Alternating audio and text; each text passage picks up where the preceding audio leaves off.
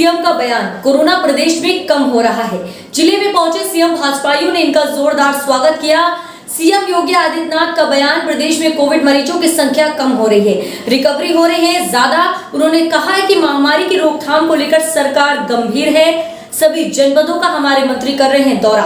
स्वास्थ्य विभाग, स्वयंसेवी संस्थाएं भी महामारी से निपटने के लिए बढ़ चढ़कर हिस्सा ले रही हैं। उन्होंने इस महामारी में अच्छे योगदान के लिए जिले के अधिकारियों की तारीफ की। सीएम का बयान है कि हर जिले में मीडिया व उनके परिवार तथा 12 साल के बच्चों के लिए अलग से खोले जाएंगे वैक्सीन सेंटर। सिद्धार्थनगर से हमारे संवाददाता अब्दुल्ला की रिपोर्ट। आरआरटी की टीम अगले 24 घंटे के अंदर उन सभी लोगों का एंटीजन टेस्ट कर रही है।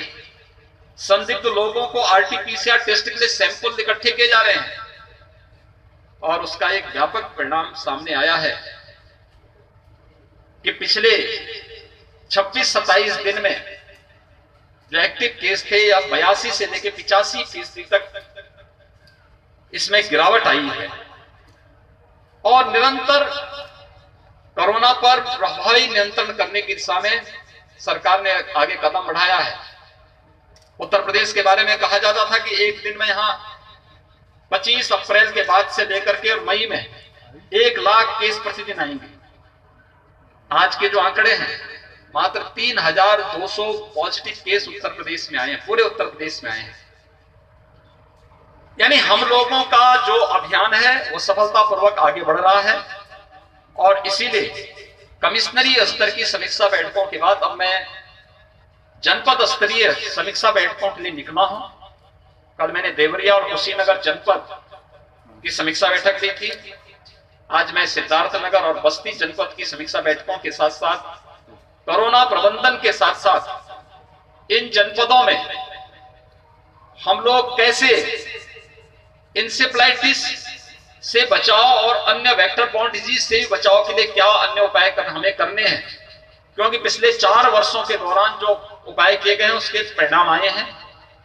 उस पर आगामी रणनीति को तय करने के लिए भी आज मैं इन सभी जनपदों के भ्रमण में हूं, क्योंकि इंसेफ्लाइटिस की दृष्टि अगर आप देखेंगे तो गोरखपुर, बस्ती, कमिश्नरी सबसे संवेदनशील है। सबसे अधिक इंसेफ्लाइटिस से जुड़े हुए पेशेंट इन्हीं जनपदों में हैं और इसीलिए भारत सरकार के सहयोग से 4 साल पहले हम लोगों ने हर मेडिकल कॉलेज में पीको का निर्माण किया था। हर डिस्ट्रिक्ट हॉस्पिटल में पीको का निर्माण हुआ। कुछ सीएससी में भी मिनी पीको का निर्माण हुआ। ये मिनी पीको हमारे लिए या पीको पीरियडिक आईसीयू ये हमें वर्तमान में कोरोना में भी ये उपयोगी हो रहे हैं बच्चों के लिए, थर्ड वेव में भी उपयोगी होंगे और इंसेफ्लाइटिस के उपचार में भी होंगे। ये सभी कार्यक्रम लगातार सरकार की तरफ से सफलतापूर्वक आगे बढ़ रहे हैं। हमें जहां प्रत्येक व्यक्ति के जीवन को बचाना है, इसमें समय से उसके उपचार के लिए मेडिसिन उपलब्ध करवाने की व्यवस्था हो, उसके टेस्ट की व्यवस्था हो या फिर हॉस्पिटल में भी अच्छा ट्रीटमेंट उसे मिल सके, इस प्रकार की व्यवस्था को आगे बढ़ाने का कार्य हो, या फिर वैक्सीन का कवर उसे उपलब्ध करवाने का। जनपद सिद्धार्थनगर में 1 जून से 18 से 44 वर्ष की आयु के सभी लोगों को भी वैक्सीन उपलब्ध होगा और वैक्सीन में भी हम लोगों ने कुछ तय किए हैं। जो थर्ड वेव की आशंका व्यक्त की जा रही है कि बच्चों पर इसका अटैक ज्यादा हो सकता है, हम लोगों ने अभी हर जनपद में पीको के गठन की कार्रवाई शुरू की है। सिद्धार्थनगर जनपद में हर विधानसभा में सीएससी, एक सीएससी में कम से कम एक मिनी पीको का निर्माण हो, इसके बारे में भी यहां पर जिला प्रशासन को आवश्यक दिशा निर्देश दिए गए हैं।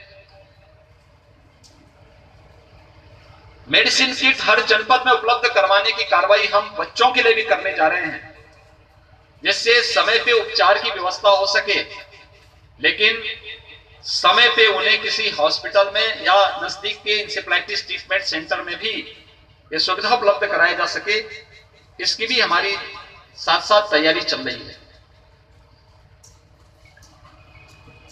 चूंकि थर्ड वेव की आशंका बच्चों पे व्यक्त की जा रही है, हमें नहीं बोलना चाहिए कि यह कामकाजी वर्ग है।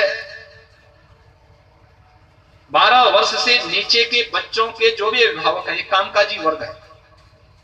अपनी नौकरी के लिए, अपने व्यवसाय के लिए, अपने अन्य काम धंधों के लिए उनको घर के बाहर निकलना पड़ता है।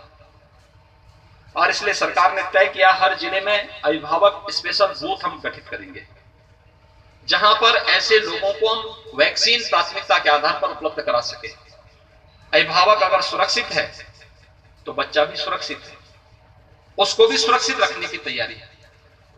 हम उसकी व्यवस्था भी करेंगे, लेकिन अभिभावक को भी सुरक्षित रखेंगे।